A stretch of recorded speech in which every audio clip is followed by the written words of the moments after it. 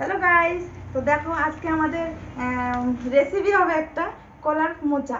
কলার মোচা এখনই বেড়ে নিয়ে আসলো। দেখো কত বড়, দেখো অনেকটা বড়, এখনো কলা ছাড়িনি তো তার জন্য এটা অনেকটাই বড়। এখনই বেড়ে নিয়ে আসলো, তাজা তাজা আজকে খাওয়া হবে কলার মোচা। আর দেখো কিছু কলা, এগুলো ভাজবো আমি চাকা চাকা, মানে সেই টেস্টি। আর একটা মেন জিনিস দেখাচ্ছি তোমাদের, মানে কলার মোচা খাওয়া শরীরের পক্ষে খুবই ভালো। তো গাইস, এতদিন তো আমরা রাজস্থানে ছিলাম, 5 বছর হয়ে গেল রাজস্থানে ছিলাম। আর এখন দেখো বাড়ি চলে এসেছি।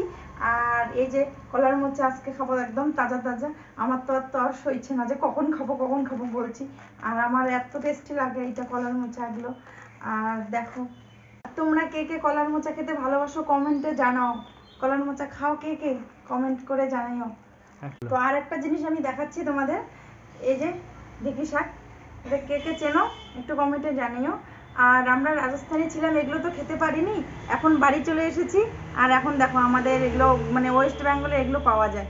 দেখো কত সুন্দর, এগুলো তাজা। আজকে সব যা খাবো সব ন্যাচারাল জিনিস খাবো আমরা। দেখো কত সুন্দর সুন্দর শাক, অনেকদিন পর খাবো আমি, 5 বছর পর খাবো। আর তো আর সইছে না আমার, এত তাজা তাজা সবজি। ওফ। আর এই দেখো কলা, কলাগুলো না ছোট ছোট করে কেটে ভাজা করব, এটাও খেতে দারুণ টেস্টি লাগে।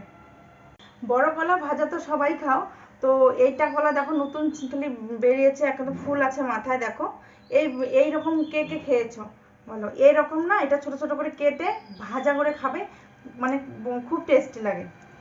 দেখো এরকম ফুল, দেখো মাথায় আছে, এখনো আছে, দেখো। এরকম সবজি খেতে কে কে ভালোবাসো কমেন্ট করে জানিও। Tata, bye bye.